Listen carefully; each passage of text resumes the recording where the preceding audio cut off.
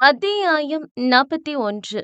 அருவி கால்களை மடக்கி அந்த சுவற்றில் சாய்ந்து அமர்ந்திருந்தவள் அந்த கதவு திறக்கும் சத்தம் கேட்டு பட்டென்று கண்ணை திறந்து பார்த்தாள். அப்பொழுது அவள் மீது வந்து விழுந்தது ஒரு பழைய சேலை ஒன்று.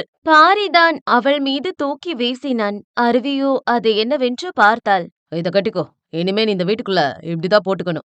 அருவி அந்த சேலையை கையில் எடுத்து இறுக்கி பிடித்தாள். இந்த சேலைய கட்டிட்டு சீக்கிரம் வா. என வெளியேற போனவன் அவள் வார்த்தை கேட்டு மெல்ல கழுத்தை மட்டும் திரும்பி பார்த்து அவளை முறைத்தான். இப்ப என்ன சொன்ன? எனக்கு சேலை கட்ட தெரியாது. பாரி அவளை முறைத்து பார்த்தான். நீங்க எப்படி தினசா முறைச்சாலும் எனக்கு கட்ட தெரியாது. பாரி அவள் அருகே வந்து அவள் தாடையை பிடித்து தன்னை பார்க்கும்படி செய்தான். என்னடி குரல் ஒசருது? அருவி கண்கள் அவனை நேருக்கு நேர் பார்த்தது. அவள் பார்வையில் பயம் இல்லை. அது அவனுக்கு பிடிக்கவில்லை. அவன் அவளை கட்டாயப்படுத்தி கல்யாணம் செய்து இருக்கிறான். அவளை மிரட்டி அடைத்து வைத்திருக்கிறான். ஆனால் அவள் கண்களில் அவன் எதிர்பார்த்த பயம் இல்லாமல் தன்னை நேருக்கு நேரே பார்வை பார்க்கும் அவளின் தைரியம் அவனுக்கு கொஞ்சம் கூட பிடிக்கவே இல்லை. அப்படி பார்க்காத, கீழே பாரு. மிரட்டும் தோரணையில் சொன்னான். ஆனால் அருவி அவனையே அடித்து பார்த்தாள். உண்மை சொன்னால் அவளுக்கு இந்த நொடி வரை அவன் மீது பயம் இல்லை. அவள் நண்பர்கள் பற்றிதான் பயம். கீழே பாருன்னு சொன்ன. மறுபடியும் கர்ஜனையாக சொன்னான். அவள் பார்க்கவில்லை. பாரி அவன் போனை எடுத்து யாருக்கோ அழைப்பு விட்டான். டேய், நான் சொல்லும் போது அவங்க 2 பேரை போட்டுருங்க என்றான் அருவியை விட்டு பார்வையை நகர்த்தாமல். இப்ப கீழே பாப்பியா இல்லையா? ஒருவித மிரட்டலுடன் கேட்டான். அருவியின் பார்வை இப்பொழுது கீழிறங்கியது. அவனுக்கு இதுதான் வேண்டும். அவள் திமிரை அடக்க வேண்டும். அவள் தனக்கு அடிமையாக வேண்டும். பாரி கையை நீட்டினான். அருவி புரியாமல் பார்த்தாள். அருவி அந்த சேலையை கொடுத்தாள். அதிலிருந்த ஒரு பிளவுஸை அவள் முகத்தில் எறிந்தான் பாரி. இத மாத்திக்கோ. அருவி சுற்றி முற்றிலும் பார்த்தவள் அங்கிருந்த ரெஸ்ட் ரூம் நோக்கி நடந்தாள். அப்பொழுது அருவியின் கையை பிடித்தான் பாரி. எங்க போற? பிளவுஸ் மாத்த வேணாமா இங்கே மாத்து என்றான் ஆர்டராக. என்ன, இங்க எப்படி மாத்த முடியும்? மாத்துனா என்ன தப்பு? அவன் நக்கலாக கேட்டான். உங்க முன்னாடி எப்படி மாத்த முடியும்? ஏன், நான் அன்னைக்கு உன் முன்னாடி தானே சட்டையை மாத்தினேன். அப்ப நீ ஏன் முன்னாடி பிளவுஸ் போறதுல என்னடி தப்பு? அருவி அவனை முறைத்து பார்த்தாள். அட புல்டோசர் வாயா, நீ சட்டை மாத்துறதும் நான் பிளவுஸ் மாத்துறதும் ஒன்னா? இவன என்று பல்லை கடித்தாள். என்னடி லுக்கு? இப்ப நான் உன் புருஷன் தானே. புருஷன் முன்னாடி பொண்டாட்டி பிளவுஸ் மாத்துறதுல எந்த தப்பும் இல்ல. மாத்து என்றான் சற்றும் அசராமல். அருவி 2 நொடி அவனை உற்று பார்த்தவள் அவன் விடமாட்டான் என தெரிந்து கொண்டு அந்த பிளவுஸை எடுத்து திரும்பி நின்றாள். திரும்பிலாம் நிக்க கூடாது, என் பக்கம்தான் மாத்தணும். டே பேனா வாயா, ஒரு நாள் உனக்கு இருக்குடா. அப்ப இதுக்கெல்லாம் சேர்த்து உன்னை வச்சு செய்வான் அந்த அருவி என்று முணுமுணுத்து கொண்டவள் அந்த சுடிதாரை கழட்டிவிட்டு பிளவுஸ் மாத்த துவங்கினாள். என்னதான் அவன் வீராப்பாக சொன்னாலும் அப்படியெல்லாம் அவளை பார்க்கவில்லை. அவன் பாட்டுக்கு கால் மேல் கால் போட்டு டிவி பார்த்து கொண்டிருந்தான். அந்த பிளவுஸை போட்டு முடித்தவளுக்கு அதிர்ச்சி. அது அவளுக்கு அத்தனை சரியாக பொருந்திருந்தது. 1 மணி நேரத்தில் அவளுக்காக அளவெடுத்து தைத்து வந்திருக்கிறான். 1 இன்ச் கூடவும் இல்லை, 1 இன்ச் குறையவும் இல்லை. ஆனால் எப்படி அத்தனை நேக்காக அவன் கண்ணாலே அவளை அளவெடுத்து சென்றிருக்கிறான். பொறுக்கி, கண்ணிலே ஸ்கேன் பண்ற அளவுக்கு பொம்பளை பொறுக்கி போல. அவள் இதழ்கள் முணுமுணுத்து கொண்டது. முடிஞ்சுதா என்று அவள் பக்கம் பார்வை பதித்தவன் அவள் கைகளை மார்புக்கு குறுக்கே மறைத்தபடி அந்த பாவடை மற்றும் பிளவுஸுடன் நிற்பதைக் கண்டு அவன் நக்கல் சிரிப்பு சிரித்து கொண்டான். முழுசா நினைச்சதுக்கு அப்புறம் எதுக்குடி முக்காடு? நக்கலாக வந்து விழுந்தது அவன் வார்த்தைகள். இந்தா இத இங்க சொருவு, இந்தா இத இங்க குத்து, இத இப்படி போடு என ஒவ்வொன்றாய் எடுத்தவளுக்கு கட்டிவிட்டான். அருவியின் கண்களோ அவனைத்தான் பார்த்து கொண்டிருந்தது. அன்று தமிழ் வீட்டில் வைத்து இதே போலதான் அவளுக்கு சேலை கட்டிவிட்டான் தமிழ். உங்களுக்கு ட்வின் தம்பி இருக்காரா? சீரியஸ் மோடில் சேலை கட்டிவிட்டவனை பார்த்து கேட்டாள். பாரி பதில் பேசாமல் அவளை விட்டு விலகி நின்றான். சேலை கட்டியாச்சு, இப்ப கீழே போய் எல்லா வேலையும் பாரு. முக்கியமா நீ இந்த வீட்டுக்கு வேலைக்காரிதான், அத மறந்துடாத. நீ பாக்குற வேலைக்கு நான் உனக்கு சம்பளம் தருவேன். அந்த சம்பள படத்துல நீ பண்ற ஒவ்வொரு தப்புக்கும் நான் கழிச்சுக்குவேன். அப்புறம் இப்போ உனக்கு சேலை கட்டி விட்டதுக்கு 5000 ரூபாய் கழிச்சிட்டேன். சாதாரணமாக சொல்லி சென்றவனை கண்டு வாயை பிளந்தாள் அருவி. அட பாவி, ஒரு சேலை கட்டி விட்டதுக்கு 5000மா? பெரிய பெரிய பியூட்டிஷியன் கூட பட்டு சேலை கட்டி விட இவ்ளோ காஸ்ட் வாங்க மாட்டாங்களே. இவன் என்ன ஒரு இத்து போன சேலையை சொருவி விட்டுட்டு 50,000 சொல்லிட்டு போறான். சேலை கட்டுறதுல கூடவா வட்டி போட்டு காசு வாங்குவான்? பொறுக்கி, இருடா வச்சுக்கிறேன். முணுமுணுத்து கொண்டவள் அந்த சேலையில் நடக்க தெரியாமல் நடந்து சென்றாள் கீழே. அந்த இடமெங்கும் நிசப்தமாக இருந்தது. அதில் ஒரு பெண்ணின் அலறல் சத்தம் மட்டும் அந்த இடமெங்கும் கேட்டது. வலிக்குது, வெட்டுங்க! நேற்று கார்த்திக் கடத்தி வந்த பெண்தான் அப்படி கத்திக் கொண்டிருந்தாள். கார்த்திக் அந்த சிகரெட்டை இழுத்து விட்டவன் வெறும் டவலுடன் கையில் சாட்டை வைத்துக்கொண்டு அங்கும் இங்கும் நடந்து கொண்டிருந்தான். அந்த பெண் அரைக்குறை ஆடையுடன் கை கால்கள் கட்டப்பட்டு இருந்தாள். சார், ப்ளீஸ் என்ன விட்டுருங்க. நான் எங்க வீட்டுக்கு போகணும். என்ன விடுங்க, நான் போகணும். வலிக்குது சார் என்று அந்த பெண்ணோ அலறிக் கொண்டிருந்தாள். கார்த்திக்கு அந்த பெண் அவளாக தெரியவில்லை. அவள் முகத்தில் அவனுக்கு மீனாட்சி தான் தெரிந்தாள். ஏண்டி, உனக்கு என்ன பார்த்தா எப்படி தெரியுது? இளிச்ச வாய மாதிரி தெரியுதா? இல்ல நான் தெரியாம தான் கேக்குறேன். என்கிட்ட இல்லாதது அப்படி என்ன அந்த மெக்கானிக்ட இருக்கு? அத்தனை பேர் முன்னாடி என்ன வேணான்னு சொல்லிட்டு அவன் பின்னாடி நாய் மாதிரி காதல் பண்ணி சுத்துறியா? பைத்தியம் பிடிக்குதுடி எனக்கு. உன்னை பார்த்த நாள் முதல்ல உன் மேல பைத்தியம் ஆயி போயிருக்க. கைக்கு கிடைச்ச பொருள் வாய்க்கு கிடைக்காத போது எப்படி இருக்கும் தெரியுமா? பைத்தியம் பிடிக்கும். இப்ப அப்படித்தான் இருக்கு. நான் தூங்கி எத்தனை நாள் ஆச்சு தெரியுமா? கண்ண மூடுனாலே நீயும் அவனும் ஒன்னா இருக்க மாதிரியும் கண்ட கருமமும் ஞாபகம் வருதுடி. அப்ப எப்படி இருக்கும் தெரியுமா? அப்படியே உன்னையும் அவனையும் அந்த கடப்பாரை எடுத்து நங்கு நங்குன்னு அடிச்சே கொன்னு உங்க குரல் வளைய நெரிச்சு உங்க உசுறு போறது என் கையால உணர்ந்து அப்படியே உங்களை எரிக்கணும் போல இருக்கு. எவ்வளவு கோவம் வருது தெரியுமா? ஆ! வெறி பிடித்தவனைப் போல கத்தினான். அந்த பெண்ணோ ஒரு மாதிரி பயந்து போய் அவனை பார்த்து கொண்டிருந்தாள். கார்த்திக் அந்த பெண்ணை திரும்பி பார்த்து அந்த சாட்டை கொண்டு அவனை அடித்தான். அந்த சாட்டை கொண்டு அவளை அடித்தான். வலிக்குதேன்னு விட்டுருங்க. அந்த பெண் கதறி அழுதாள். அவனுக்கு அந்த பெண் கத்துவது போல தெரியவில்லை. மீனாட்சியே கத்துவது போல தான் தெரிந்தது. கத்துடி கத்து, இன்னும் சத்தம் போட்டு கத்து. கோபம் கொண்டு சொன்னவன் அவளின் தாடையை பிடித்து இழுத்து அவள் இதழ்களை வன்மையாக சிறை செய்து கொண்டான். பின் அவள் மீது படர்ந்து அவளை ஆட்கொண்டான். அவன் நடந்து கொள்ளும் விதம் அவளுக்கு வலியை கொடுத்தது. அதனால் அந்த பெண் வலி தாங்க முடியாமல் கத்தினாள். அவனோ அவளை மீனாட்சி என நினைத்து அவளை என்னவெல்லாம் செய்ய நினைத்தானோ அதையெல்லாம் அவள் மீது காட்டினான். ஒரு கட்டத்தில் அவன் நடந்து கொள்ளும் விதம் தாங்க முடியாமல் அந்த பெண் மயங்கியே விட்டாள். அப்பொழுதும் கூட அந்த பெண்ணை விடாதவன் வெறி பிடித்தவனைப் போல கத்தினான். ஏய் மீனாட்சி, உன்னை விடமாட்டேன்டி. அந்த இடம் அதிரும்படி கத்தினான். அத்தியாயம் 42. துரைசிங்கத்தின் தம்பி மகன் சேந்தன் துரைசிங்கத்தை தேடி வந்தார். துரைசிங்கம் அந்த மாந்தோப்பில் அமர்ந்து அமைதியாக கண்களை மூடி எதையோ சிந்தனை செய்து கொண்டிருந்தார். பெரியப்பா, என்றபடி சேந்தன் அவர் அருகே வந்தார். வாயா சேந்தன், உட்காரு. உட்கார்றது இருக்கட்டும். என்ன உங்க அருமை பேரன் என்னமோ காரியம் பண்ணிட்டு வந்திருப்பான் போல. அதெல்லாம் சரியா? இது நம்ம பழக்கத்திலே கிடையாதே பெரியப்பா. என்றபடி அவர் ஒரு மாதிரி தாடையை தடவியபடி கேட்டார். சிரித்து கொண்டார் துரைசிங்கம்.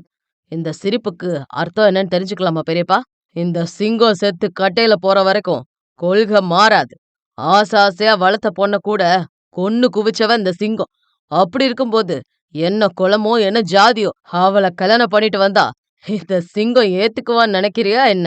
என அவர் வில்லத்தனமான சிரிப்புடன் கேட்டார். சேந்தனுக்கு ஒன்றும் புரியவில்லை. அப்போதைக்கு நீங்க அவனை எதுவுமே சொல்லல. எதுக்கு அவளை இந்த வீட்டுக்கு மருமகளா ஏத்துக்கிட்டீங்க? சந்தேகமாய் கேட்டார். எல்லாம் காரணமாதான். கொஞ்சம் யோசிச்சு பாரு சேந்தன். ஒருவேளை நான் அவனை ஏதாவது சொல்லி அவ கழுத்தை புடிச்சு வெளியே தள்ளியிருந்தா அப்ப பாரு என்ன பண்ணிருப்பான்? கண்டிப்பா கோவப்பட்டு உங்களை எதிர்த்து நின்னுருப்பான். அதுக்குத்தான் நான் அதை பண்ணல. இத்தனை வருஷம் அவனை என் விருப்பப்படி என்ன மாதிரி வளர்க்க நான் நிறைய இழந்திருக்கேன். அதெல்லாம் ஒரே நிமிஷத்துல என்னால உடைக்க முடியாது. என் பையன் என்ன மாதிரி இருப்பான்னு நினைச்சேன். ஆனா அவனும் திடீர்னு நல்லவனா மாறி ஆன்மீக பயணம் கிளம்பிட்டான். இன்னொருத்த பொட்ட பிள்ளைய பெத்து போட்டிருக்கான். எனக்குன்னு இருக்கது என் சிங்க குட்டி பாரி மட்டும்தான். அதனால சின்ன வயசுல இருந்து அவனை என்ன மாதிரி வளர்த்து வச்சிருக்கேன். எல்லா விஷயத்திலயும் என்ன மாதிரி இருக்கவன் சில விஷயத்துல மட்டும் அவன் ஆத்தாக்காரி மாதிரி இருக்கான். சரி, அதுக்கு அவள உங்க மருமகள வச்சுக்க போறீங்களா என்ன? நக்கலாக கேட்டார். அதற்கும் சிரித்தார் துரைசிங்கம். எவ்வளையோ இந்த வீட்டு மருமகளா ஒரு நாள் ஏத்துக்க மாட்டான் அந்த சிங்கம். அவளோட சாவு சீக்கிரமே நடக்கும். அவளை கொன்னுட்டு என் பேரனுக்கு நான் நினைச்ச மாதிரி பொண்ணை கட்டி வைப்பேன். ஆனா அத பார்த்துதான் பண்ணணும். ஏன்னா பாரி ஒரு அரக்கன். அவனை எதிர்த்து நிக்க இந்த ஊர்ல இல்ல, இந்த சுத்து வட்டாரத்துல எவனும் வரமாட்டான். எதிர்த்து நின்னாலும் அவனுங்க உசுரோட இருக்க மாட்டானுங்க. அதனால இத கொஞ்சம் பார்த்துதான் பண்ணணும். அவளுக்கு சீக்கிரமே நேரத்தை குறிக்கிறேன். நமக்கென்ன இது புது விஷயமா? என்று சிங்கம் வில்லத்தனமாய் திட்டம் தீட்டிக் கொண்டிருந்தார். இப்படி தன்னை போட்டு தள்ளுவதற்காக அந்த வீட்டில் சிலர் திட்டம் தீட்டிக் கொண்டிருப்பது தெரியாமல் அங்கு குவிந்து கிடந்த பாத்திரங்களைக் கண்டு கொட்டாவி விட்டாள் அருவி. பாவி பயலுக, குண்டாவில சோறு வடிக்க சொன்னா அண்டாவில வடிக்கிறானுங்க. இதெல்லாம் எப்படிடா நான் கழுவ முடியும்? இவனுங்க திம்பானுங்களா இல்ல முழுங்குவானுங்களா? என்று நீண்ட நேரமாய் அவள் இந்த பாத்திரங்களை ஆராய்ச்சி செய்து கொண்டிருப்பதைக் கண்டு அந்த வீட்டின் இரண்டாவது மருமகளான அழகி சிறு சிரிப்புடன் அவள் அருகே வந்தார். இந்தாம்மா டாக்டர் பொண்ணே, கண்ணால பாத்திரத்தெல்லாம் கழுவுற பவர் வச்சிருக்கியா என்ன?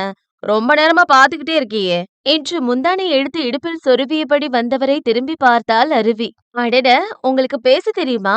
நான் கூட ஊமன்னு நினைச்சேன். நக்கல் கூட தான் தெரியுது. என் மவன் சரியான வாயடிய தான் கட்டிட்டு வந்திருக்கான் போல. அப்ப அவரு உங்க புள்ளையா? சந்தேகமாய் கேட்டாள் அருவி. இல்ல, என் மூத்த குழந்தை மக. அவங்க அம்மா இப்ப இல்ல. இல்லன்னா என்ன அர்த்தம்? தவறிட்டாங்களா? அவங்க ஒரு மலையில இருந்து விழுந்துட்டாங்கன்னு சொல்வாங்க. அவங்க இருக்காங்களா இல்லையான்னு தெரியாது. ஆனா அவங்க செத்துட்டாங்கன்னு சொல்லி திதி குடுப்பாங்க. ஓ! அப்ப யாரெல்லாம் இருக்கா? பாரியோட அப்பா தான் வீட்டுக்கு மூத்தவரு. பேரு வேலன். அவரு சன்னியாசம் போயிட்டாரு. 2வது என் புருஷன் குமரன். எனக்கு ஒரே ஒரு பொண்ணு. அப்புறம் இந்த வீட்ல ஒரு பொண்ணு பொறந்ததாவும் சொல்லுவாங்க. ஆனா நான் கல்யாணம் பண்ணி வர்றதுக்கு முன்னாடியே அவங்க யார் கூடவோ கல்யாணம் பண்ணி ஓடி போயிட்டாங்கன்னு சொன்னாங்க. அப்புறம் என் மாமனாரு தம்பி மவன் சேர்ந்தேன். அவருக்கு ஒரு பையன். இதுதான் இந்த குடும்ப எஸ்டிடி என்று அவர் சிறு புன்னகையுடன் சொல்ல, ஏனோ அவரின் இந்த கள்ளக்கபடம் இல்லாத சிரிப்பு அறிவுக்கு பிடித்து போனது. இவ்ளோ நல்லா பேசுறீங்க. அப்புறம் ஏன் இத்தன நாளா என்கிட்ட பேசல? இந்த வீட்டுல பொதுவா பொண்ணுங்க சத்தமா பேசக்கூடாது. அதுவும் ஆம்பளைங்க இருக்கும்போது பேசவே கூடாது. அதனால தான் நான் அதிகமா பேசுறதில்ல. ஆனா இப்ப எனக்கு துணைக்கு ஒரு ஆளு வந்துருச்சே! ஆஹா! ஆமா, நான் உங்கள எப்படி கூப்பிடணும்? நான் உன்னோட சின்ன மாமியார். அதனால அத்தைன்னே கூப்பிடு. அப்படியா? சரிங்க அத்த. என்று இருவரும் பேசி சிரித்துக் கொண்டிருக்க, இதை முறைத்து பார்த்தபடி வந்தார் சேந்தனின் மனைவி குயில். என்ன இங்க சத்தம்? பாத்திரம் கழுவ எதுக்கு வாயில சத்தம் வருது? நீ இன்னும் இங்க என்ன பண்ற? என்ன போட்ட பாத்திரம் எல்லாம் அப்படியே இருக்கு. விளக்க மாட்டியா? என்றபடி குயில் வந்ததிலிருந்து அருவியை திட்டிக் கொண்டே இருந்தார். ஏன் அத்த? எதுக்கு இவங்க பிரஷர் குக்கர் மாதிரி எப்ப பார்த்தாலும் சத்தம் போடுறாங்க? கொஞ்சம் டெரரான ஆளா இருப்பாங்களோ? சந்தேகமாய் ஹஸ்கி வாய்ஸில் கேட்டாள் அருவி. அவ டெரர் கிடையாது. ஆனா அப்படித்தான் அவள நினைச்சுக்குவா என சிரித்தபடி சொன்னார் அழகி. அவர்கள் இருவரும் இப்படி தன்னை பார்த்து சிரிப்பது குயிலுக்கு பிடிக்கவில்லை. என்ன இங்க சிரிப்பு? நான் திரும்பி வரும்போது எல்லா பாத்திரமும் பளிச்சுன்னு இருக்கணும். அப்போ பாத்திர கடையில இருந்து புதுசா வாங்கிட்டு வந்து தான் வைக்கணும். முனங்கிக் கொண்டாள் அருவி. இல்லங்க குட்டியத்த, அப்படியே பண்றேன்னு சொன்னேனுங்க. பம்மியபடி சொன்னாள். ஆ, அந்த பயம் இருக்கணும் என்றபடி அவர் கூந்தலை எடுத்து பின்னால் போட்டு நடக்க அருவி அவரைப் போலவே செய்து காமித்தாள். ஏய், அவ பார்த்தா அப்புறம் அதுக்கும் உன்னை திட்டுவா. சரியான சேட்டைக்காரியா இருக்க. அதனாலதான் இன்னைக்கு இங்க இருக்க. ஆமா, பாரி உன் சம்மதம் இல்லாம உன்னை கல்யாணம் பண்ணிக்கிட்டானா? அருவி நேற்று நடந்த அனைத்தையும் சொன்னாள். அதை கேட்டு அவருக்கு கஷ்டமாக இருந்தது. எனக்கு அவனை பார்க்க கூட பிடிக்கல அத்த. அவன் என் சம்மதம் இல்லாம என் கழுத்துல தாலி கட்டி என்ன டார்ச்சர் பண்றான். அவர் அருவியின் கையை பிடித்தார். நான் ஒரு விஷயம் சொல்லட்டுமா? பாரி மொரடன் தான், கோவக்காரன் தான், எல்லாரையும் பட்டுன்னு அடிச்சு புடுவான் தான். ஆனா அவன் நல்லவன். என்ன, ஆன்டி ஹீரோவா? அட போங்கத்த, அதெல்லாம் நெறைய பார்த்தாச்சு. அது எப்படி ஒருத்தன் பண்ற தப்ப இல்லன்னு சொல்ல இத்தன பேர அனுப்பி வைக்கிறாங்க இந்த ரைட்டர்? அவர் சிரித்துக் கொண்டார்.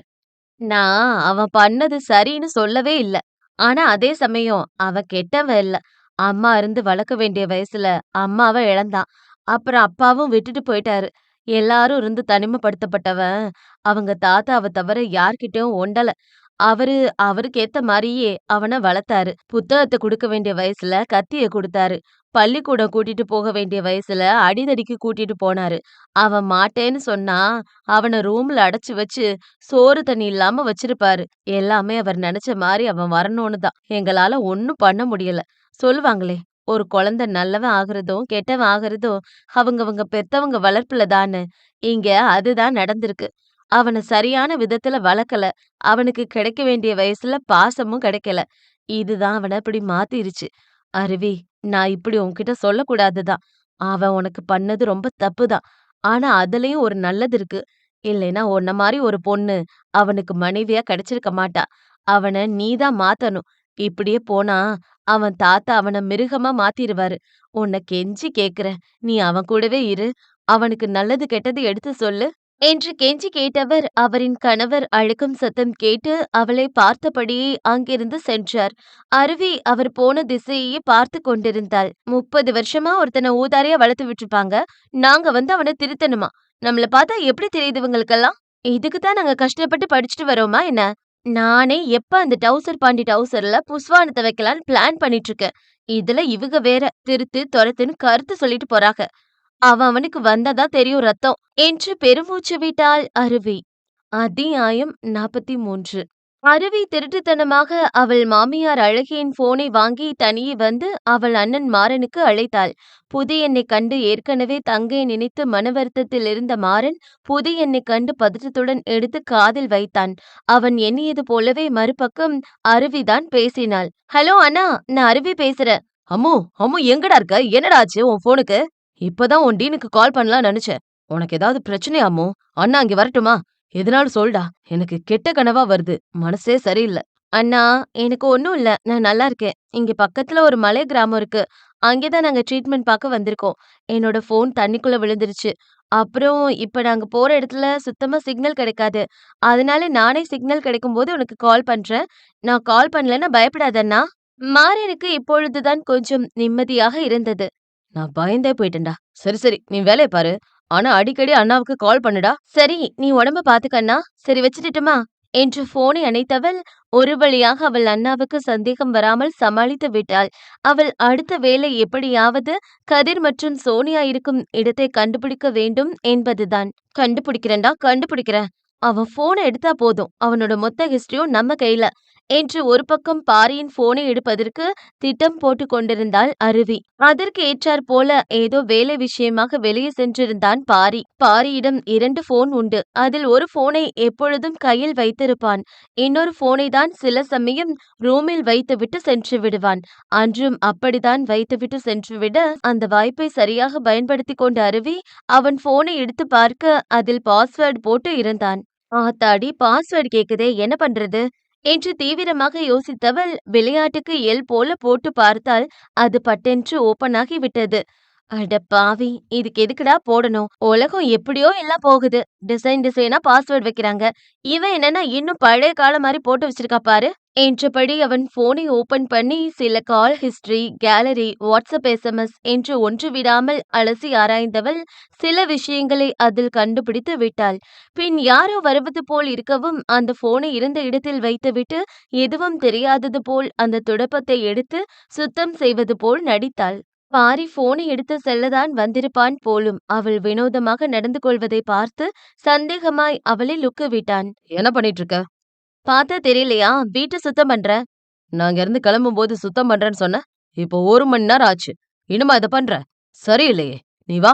என்றபடி அவள் கையை பிடித்து அழைத்து கொண்டு பின்பக்கம் இருந்த கொட்டகைக்கு அழைத்து சென்றான் பாரி. இங்க எதுக்கு கூட்டிட்டு வந்தீங்க? சந்தேகமாய் கேட்டாள். சோறாக்கி சாப்பிட வந்திருக்கோம். மாட்டு கொட்டைக்கு எதுக்கு வருவாங்க? நீ என்ன பண்ணு? இங்க இருக்க சாணியெல்லாம் அள்ளி எல்லாத்தையும் கூட்டி அப்படியே மாட்டுக்கு தண்ணி காட்டி தீனி போட்டுரு. நான் திரும்பி வந்து பார்க்கும்போது எல்லாம் முடிஞ்சிருக்கணும். அப்பதான் இன்னைக்கு உனக்கு சாப்பாடு என்று மிரட்டினான். அவனும் கல்யாணம் பண்ணி அழைத்து வந்ததிலிருந்து அவளை வேலையாக சொல்லி சக்கையாக பிழிந்து விட்டான். இதெல்லாம் என்னால முடியாது. நான் இது வரைக்கும் சாணியெல்லாம் அள்ளினதே கிடையாது. ஐ கான் டூ திஸ் என்றவள் திரும்பி செல்ல பார்க்க அவளின் முடியை பிடித்து இழுத்தான் பாரி. ஹா, வலிக்குதியா, விடு என்றாள் சற்றும் பயம் இல்லாமல். என்னது யாவா? பயம் இல்ல உனக்கு? என்று அவள் கையை முதுகுக்கு பின்னால் மடக்கி பிடித்தான். யோ, இங்க பாரு, நான் ஒரு மெடிக்கல் கோல்ட் மெடலிஸ்ட். நீ என்ன கொஞ்சம் இல்ல ரொம்பவே டார்ச்சர் பண்ற. என் பொறுமை மீறிச்சுன்னு வை. அவளும் வாயை வைத்துக் கொண்டு அமைதியாக இருக்கவே மாட்டாள் போலும். கொஞ்சம் அவனுக்கு பயந்து நடக்க மாட்டேன் என்று அடம் பிடிக்கிறாள். அதுதான் அவனுக்கு பிடிக்கவில்லை. அதென்ன, அத்தனை பேரும் தனக்கு பயந்து நடக்க என் தோளுக்கு கூட இல்லாதவள் இத்தனை தைரியமாக பேசுகிறாள். அதுவும் அவளை இப்படி ஒரு நிர்பந்தத்தில் நிறுத்தியும் கூட அவளின் தைரியம் கண்டு அவனுக்கு இன்னும் இன்னும் தான் அவளை டார்ச்சர் செய்ய வேண்டும் என்று தோன்றியது. நீ என்னவா வேணாலும் இரு. ஆனா இங்க நான் சொல்றதெல்லாம் நீ கேட்டுதான் ஆகணும். இப்ப நீ இந்த பாரியோட பொண்டாட்டி. அதை தாண்டி உன் குடுமி என் கையில இருக்கு. நீ பண்ண மாட்டேன்னு சொன்னேன்னு வை. அங்க அவங்க 2 பேரும் மர்கையா. எப்படி வசதி? ஆனா உனா இதே சொல்லி ஆஃப் பண்றான். இருடா, உனக்கு வைக்கிற சோத்துல பேதி மாத்திரை கலந்து கொடுக்கறேன். ஐயோ ஐயோ, என்ன நினைக்கிற அருவி? இது நம்ம டாக்டர் தொழிலுக்கு எதிரானது.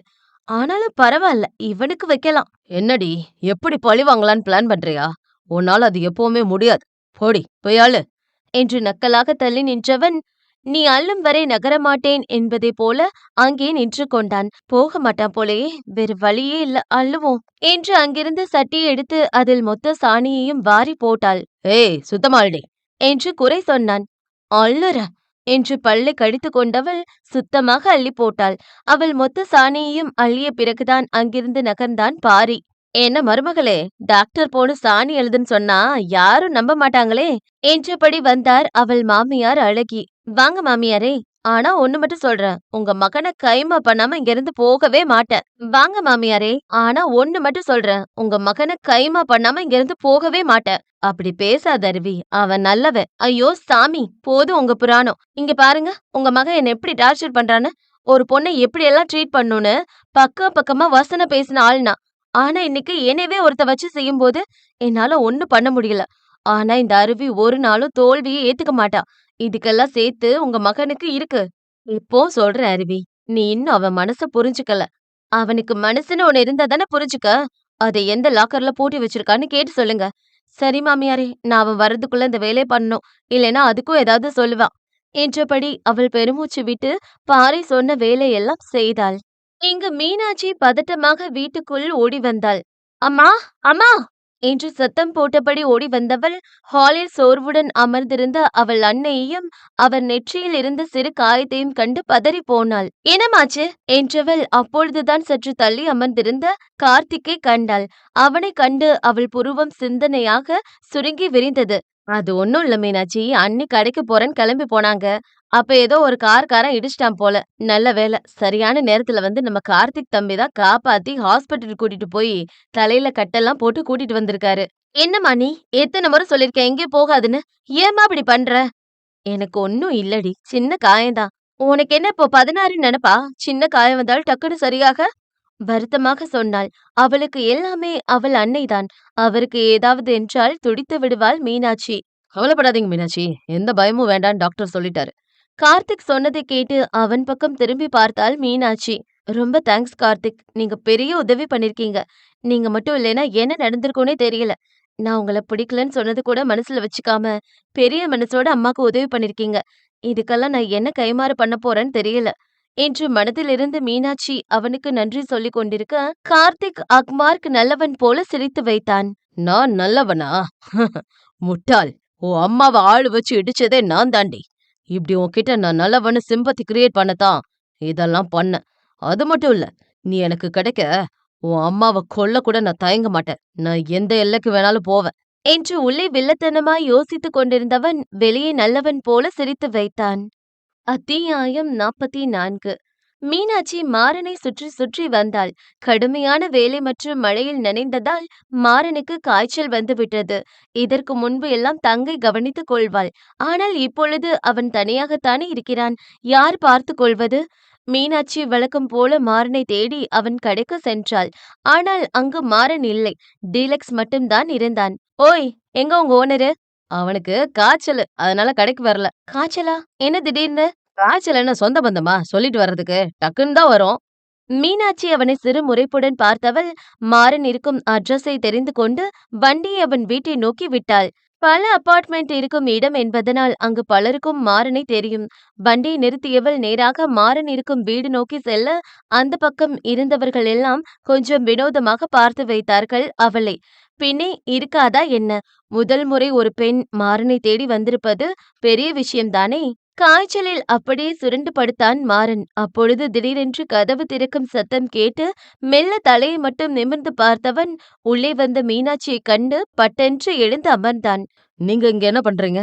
இருமலுடன் கேட்டான். ஆனால் மீனாட்சியோ அதை பற்றி எல்லாம் கவலை கொள்ளவே இல்லை. அவள் நேராக வந்து மாறன் நெற்றியில் கையை வைத்து பார்த்தாள். காய்ச்சல் ஹெவியாதான் இருக்கு என்றவள் உடனே அவள் போனை எடுத்து யாருக்கோ அழைப்பு விட்டு எதையோ பேசினாள். ஏங்க, உங்கள தான் கேக்குறேன். மாறன் இருமியபடி கேட்டுக்கொண்டிருந்தான். மீனாட்சி போன் பண்ணிய நேரத்தில் வெள்ளை கோட் அணிந்த டாக்டர் ஒருத்தன் உள்ளே வந்தான். வாடா சக்தி, இவர்தான். சரியான காய்ச்சல். என்னன்னு பாரு. எனக்கு என்னமோ வைரஸ் காய்ச்சலா இருக்குமோன்னு பயமா இருக்கு. வருத்தமாக சொன்னாள். இரு பாக்குறேன். என்றவர் மாறனை செக் பண்ணி பார்த்தார். கவலைப்பட வேணாம். நான் இன்ஜெக்ஷன் போட்டு வர்றேன். இது நார்மல் ஃபீவர் தான். 3 நாள்ல சரியாயிடும். ஆனா கொஞ்சம் கவனமா பாத்துக்கணும். அது ஒண்ணும் பிரச்சனை இல்ல. நான் பாத்துக்கிறேன். என்று இவர்கள் இருவர் மட்டும் பேசிக்கொள்ள மாறனோ அவனை சுற்றி என்ன நடக்கிறது என்று புரியாமல் இருந்தான். அந்த டாக்டர் அவனுக்கு ஊசி போட்டு சில மாத்திரைகளை எழுதி கொடுத்து சென்றார். முடிஞ்ச அளவுக்கு கஞ்சி, ரசம் இப்படி வச்சு குடு. அப்புறம் உன் ஃபியான்சி அழகா இருக்காரு. என்று சொல்லி செல்லவும் தவறவில்லை அவன். என்ன ஃபியான்சியா? என்று மாறன் மீனாட்சியை புருவம் உயர்த்தி பார்த்தான். ஹலோ, என்ன? நான் உங்கள லவ் பண்றேன்னு மட்டும்தான் சொன்னேன். நீங்க பண்றீங்கன்னு சொல்லல. அதான் அப்படி சொல்லிட்டு போறான். என்று பல்லை காட்டினாள். நீங்க முதல்ல இங்கிருந்து போங்க. யாராவது பார்த்தா தப்பா நெனைப்பாங்க. அவன் எவ்வளவோ சொல்லி பார்த்தான். ஆனால் மீனாட்சி அதை கேட்காமல் அவள் முந்தானை எடுத்து இடுப்பில் சொருவிக் கொண்டவள் அந்த கிச்சன் நோக்கி நடந்தாள். ஏங்க உங்களதாங்க. என மேற்கொண்டு பேச முடியாமல் இருமினான் மாறன். அதான் பேச முடியலையே, அப்புறம் எதுக்கு கஷ்டப்படுறீங்க? ஆமா, சீரக டப்பா எங்க இருக்கு? அப்புறம் மிளகு டப்பா எங்க இருக்கு? எதுக்குங்க? சமைக்கதான், சொல்லுங்க. அதெல்லாம் வேணாம். நான் பாத்துக்கிறேன். நீங்க போங்க. நீங்க சொல்லவே வேணாம், நான் பாத்துக்கறேன். இந்த கருப்பு டப்பா தானே? ஐயோ! அது சீரகம் இல்ல, சோம்பு. அப்புறம் அந்த சிவப்பு டப்பால மிளகு இருக்கு. சரி சரி, நான் பாத்துக்கறேன். நீங்க கொஞ்சம் ரெஸ்ட் எடுங்க. என்று ஒரு 10 நிமிஷம் சமையல் கட்டையே ஒரு வழி செய்தவள், ஒரு பவுலில் சுட சுட சாதம் போட்டு அதில் ரசத்தை ஊற்றிக் கொண்டு வந்து அவன் அருகே அமர்ந்தாள். எந்திரிங்க. ஏங்க இப்படி பண்றீங்க? யாராவது என்று மாறன் மேற்கொண்டு பேசும் முன் அந்த ரச சாதத்தை பிசைந்து அவன் வாயில் ஊட்டிவிட்டாள் மீனாட்சி. இதை மாறன் கொஞ்சம் கூட எதிர்பார்க்கவில்லை.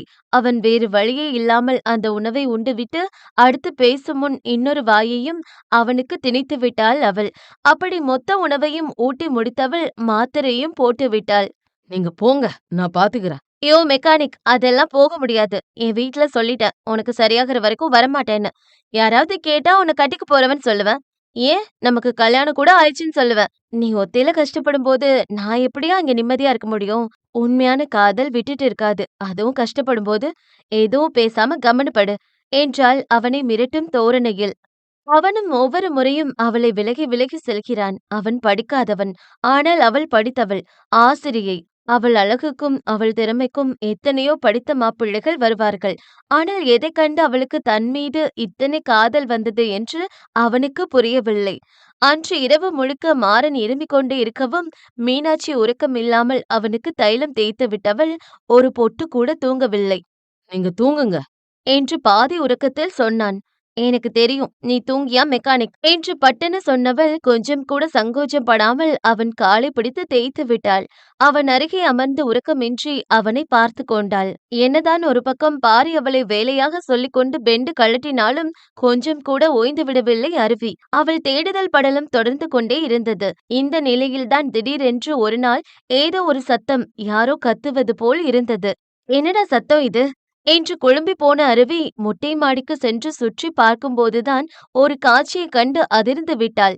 அங்கு என்ன கண்டாலோ தெரியவில்லை. ஓடி சென்று அந்த வீட்டிலிருந்து ஒரு கேமராவை எடுத்து வந்து மாடியிலிருந்த அந்த காட்சியை வீடியோ எடுத்தாள். அவர்கள் வீட்டு பக்கம் சுற்றி எந்த வீடும் இல்லை. எல்லாமே அடர்ந்த மரங்கள் தான் இருந்தது. பல ஏக்கருக்கு அவர்களிடம்தான். அங்கு ஒரு பெண் முகமெல்லாம் வீங்கி அழுது கொண்டிருக்க, சற்று தள்ளி இருவர் ஒரு வாலிப பையனை பிடித்து கொண்டார்கள்.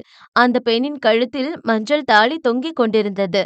அத்தனை பேருக்கும் மத்தியில் துரைசிங்கம் அமர்ந்திருக்க, அந்த வீட்டை சேர்ந்த அத்தனை பேரும் அங்கு நின்று கொண்டிருந்தார்கள், பாரியை தவிர. இங்க பாரு தம்பி, எம்புடு காசு வேணுமோ வாங்கிட்டு ஓடி போயிரு. அத விட்டுட்டு அந்த பொண்ணு கூட தான் வாழ்வேன்னு அடம் புடிச்சா, நடக்கிறதுக்கு நாங்க பொறுப்பில்ல.